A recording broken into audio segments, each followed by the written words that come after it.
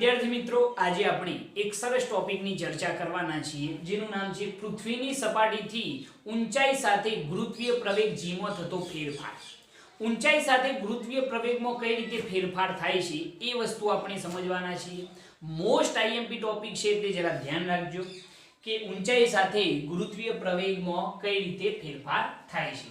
તો એના માટે આપણે એક ધારણા કરીએ કે ધારો કે આપણી પૃથ્વી છે, આપણી પૃથ્વી છે, આ પૃથ્વીનું કેન્દ્ર છે।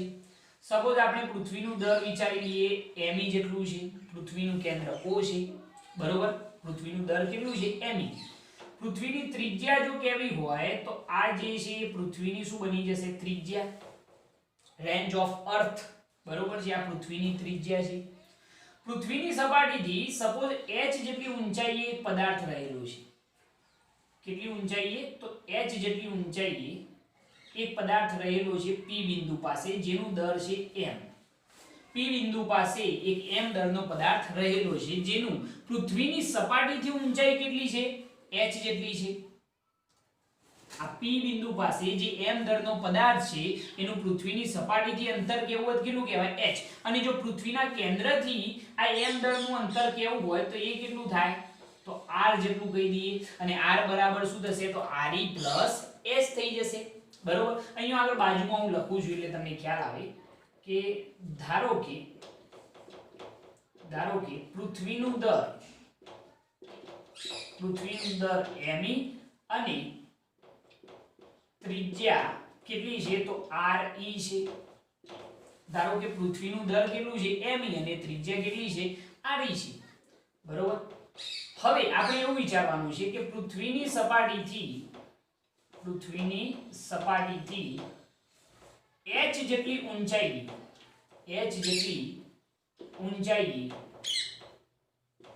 p બિંદુ પાસે m દરનો પદાર્થ રહેલ છે।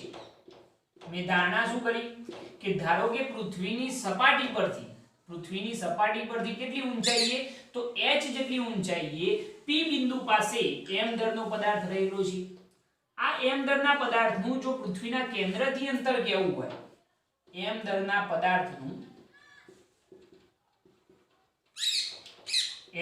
પદાર્થનું પૃથ્વીના કેન્દ્રથી જો અંતર કેવું હોય, પૃથ્વીના કેન્દ્રથી જો આપણે અંતર કેવું હોય તો એ r બરાબર શું થઈ જશે, કેન્દ્રથી અંતર કેટલું છે સ્મોલ r, અને સ્મોલ r બરાબર કેટલું થઈ જાય તો re + h જેટલું થઈ જશે, બરોબર। પૃથ્વીના કેન્દ્રથી આ m દરના પદાર્થનું અંતર કેટલું થાય તો re + h જેટલું। પહેલા આટલી વસ્તુ ક્લિયર, તમારે શરૂઆત આ રીતે જ કરવાની છે કે ધારો કે પૃથ્વીનું દર કેટલું છે me અને પૃથ્વીની ત્રિજ્યા કેટલી છે re જેટલી છે, ક્લિયર, ઓકે।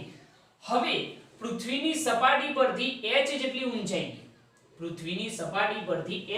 ઊંચાઈએ p બિંદુ પાસે m દરનો પદાર્થ રહેલો છે।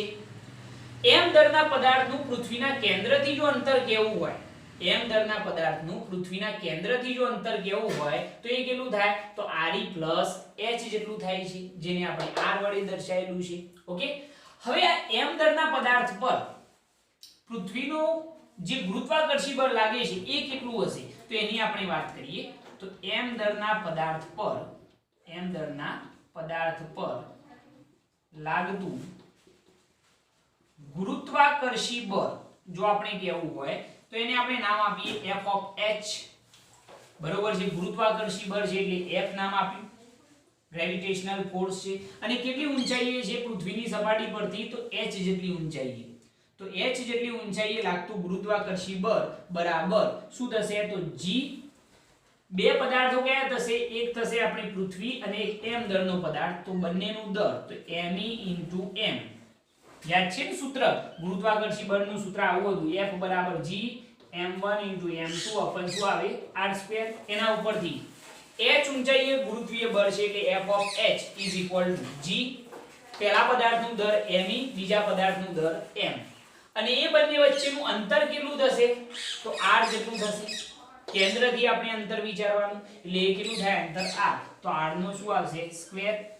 આપણે જાણીએ છીએ કે ભાઈ r બરાબર તો અંતર શું લખાય re + h, તો h ઊંચાઈએ ગુરુત્વીય બળ જો કેવું હોય તો f of h is equal to g me into m upon r બરાબર શું લખાશે તો re plus h નો સ્ક્વેર થઈ જાય ક્લિયર થઈ આટલી વસ્તુ ઓકે હવે જરા જો હું અહીંયા આગળ ગુરુત્વીય પ્રવેગનું સૂત્ર બનાવું છું કઈ રીતે હવે જોજો તો અહીંયા આગળ હું એમ કહી શકું કે ચલો અહીંયા આગળથી જે પદાર્થ છે m દરનો એનું દર આ બાજુ લાવી દઈએ તો f of h upon શું થઈ જશે m થઈ જશે m બરાબર ની આ બાજુ હોય તો છેદમાં આવી જશે તો is equal to g me upon શું આવશે તો re plus h નો સ્ક્વેર થઈ જશે હવે જરા ધ્યાનથી વિચારીને મને કહો કે f upon m બરાબર શું થાય f upon m બરાબર શું થાય વિચારીને કહો તો તમને યાદ હશે કે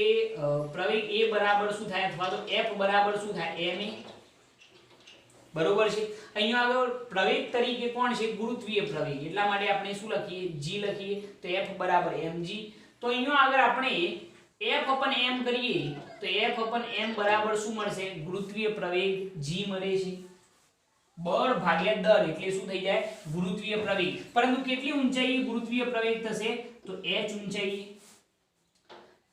આ જે છે બળ ભાગ્યા દર ફોર્સ upon માસ બરોબર છે તો એની જગ્યાએ શું લખાય ગુરુત્વીય પ્રવેગ પરંતુ કેટલી ઊંચાઈએ ગુરુત્વીય પ્રવેગ તો h ઊંચાઈએ તો gh બરાબર g me upon શું આવશે તો re plus h નો સ્ક્વેર થઈ જશે તો આ જે સૂત્ર મળ્યું એ h ઊંચાઈએ ગુરુત્વીય પ્રવેગનું સૂત્ર છે બરોબર કે h ઊંચાઈએ ગુરુત્વીય પ્રવેગ કેટલો હશે તો g me upon re plus h નો સ્ક્વેર એટલે તમને ખ્યાલ આવી જાય કે ગુરુત્વીય પ્રવેગ એ કેન્દ્રથી અંતરના વર્ગના શું હોય છે વ્યસ્ત પ્રમાણમાં આના ઉપરથી ખ્યાલ આવે ને ભાઈ કે ગુરુત્વીય પ્રવેગ g ચલે છે 1 upon શું છે r સ્ક્વેર છે કે નહીં r નો સ્ક્વેર છે re plus h શું છે re plus h અંતર r છે કેન્દ્રથી એટલે ગુરુત્વીય પ્રવેગ એ અંતરના વર્ગના શું હોય છે વ્યસ્ત પ્રમાણમાં હોય છે એવો આપણને ખ્યાલ આવે છે સપોઝ હું એમ વિચારું કે પૃથ્વીની સપાટી પર આ ગુરુત્વીય પ્રવેગ કેટલો થાય તો પૃથ્વીની સપાટી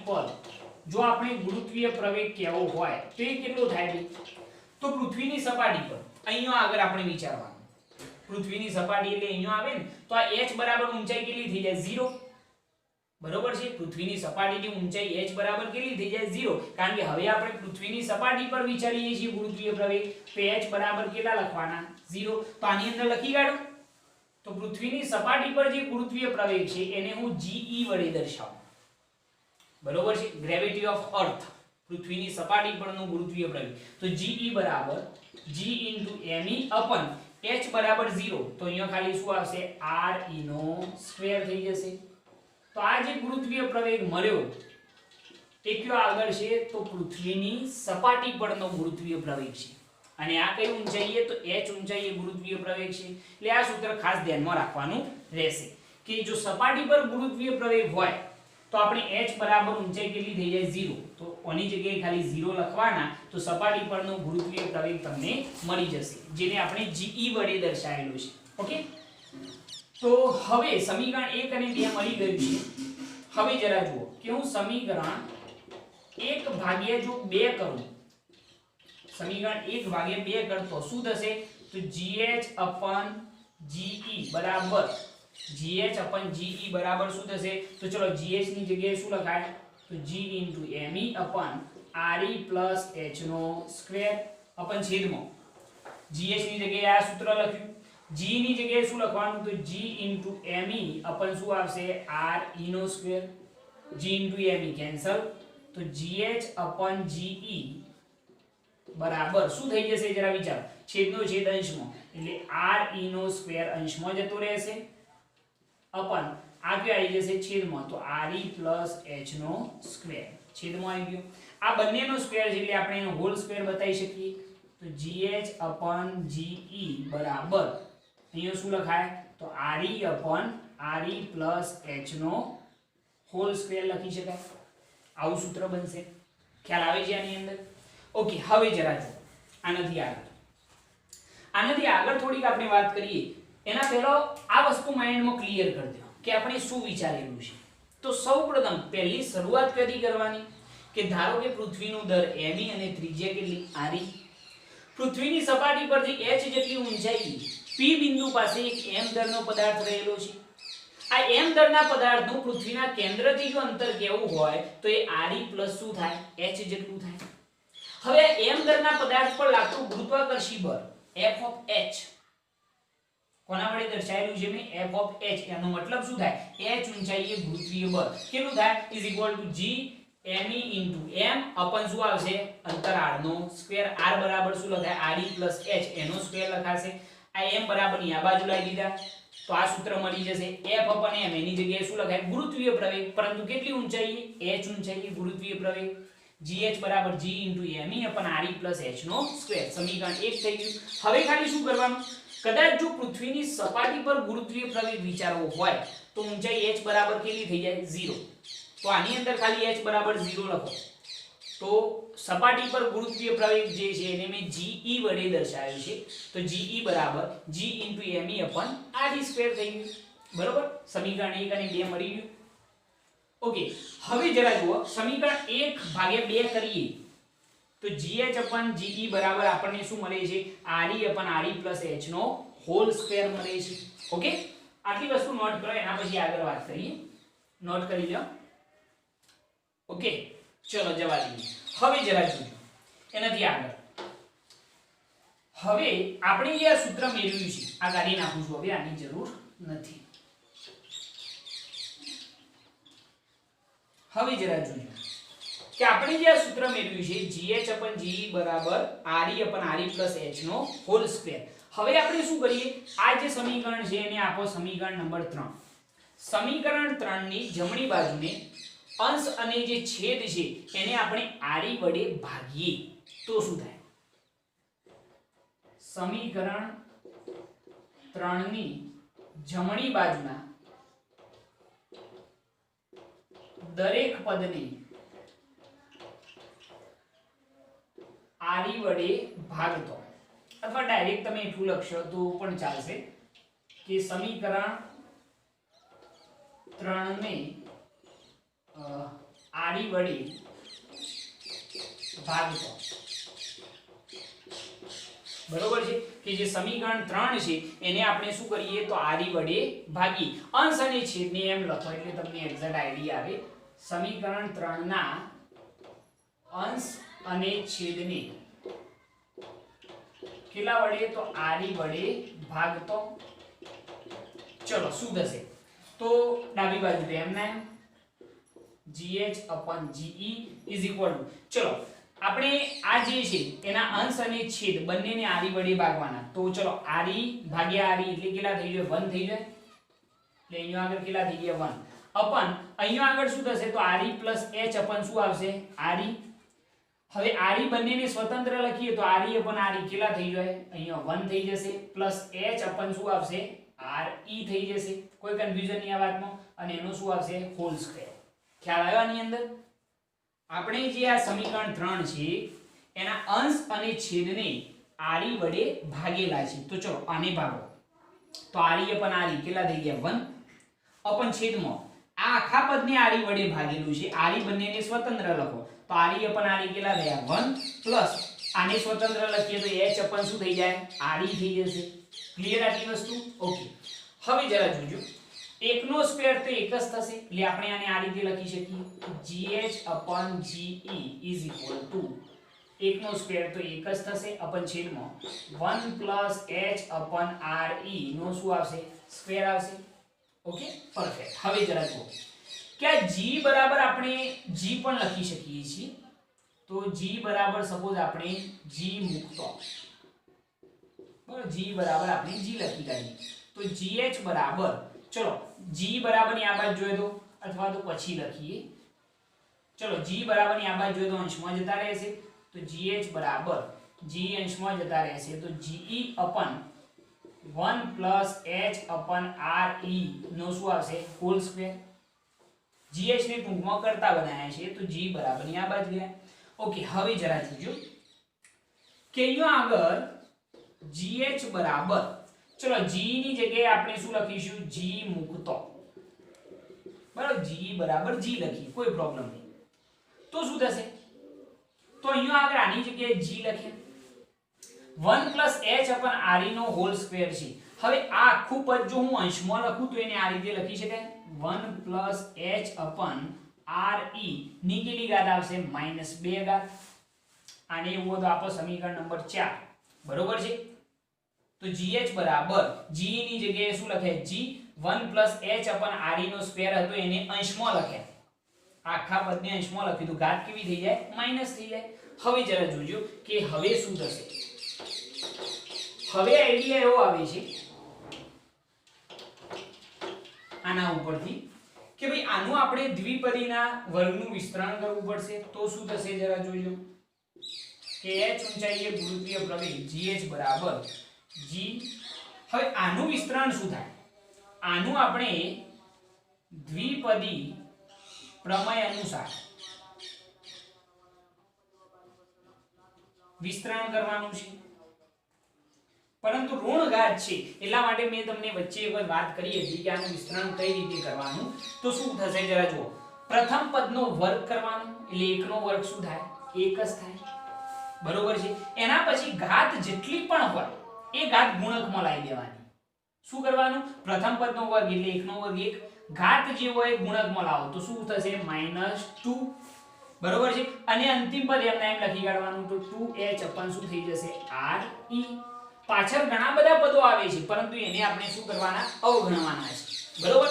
આપણે તો ખાલી એટલું જ યાદ રાખવાનું કે પ્રથમ પદનો વર્ગ કરવાનો એટલે 1 નો વર્ગ 1, ઘાત જેટલી પણ હોય એને ગુણકમાં લખી કાઢવાની અને અંતિમ પદ લખી કાઢવાનું. તો શું થઈ જાય? -2h શું થઈ જાય? re થઈ જશે. આ જે સૂત્ર મળ્યું એ અગત્યનું સૂત્ર છે જેને આપો સમીકરણ નંબર 5. બરોબર છે. આ h ઊંચાઈ માટે ગુરુત્વીય પ્રવેગનું સૂત્ર છે, પરંતુ આ સૂત્ર માત્ર કોના માટે એપ્લાય કરવાનું? તો નાની ઊંચાઈ માટે. સમીકરણ 5 નાની ઊંચાઈ માટે એપ્લાય કરવું. સમીકરણ 5 જે છે એ નાની ઊંચાઈએ જો તમારે ગુરુત્વીય પ્રવેગ શોધવો હોય તો એના માટે તમે એપ્લાય કરી શકો છો.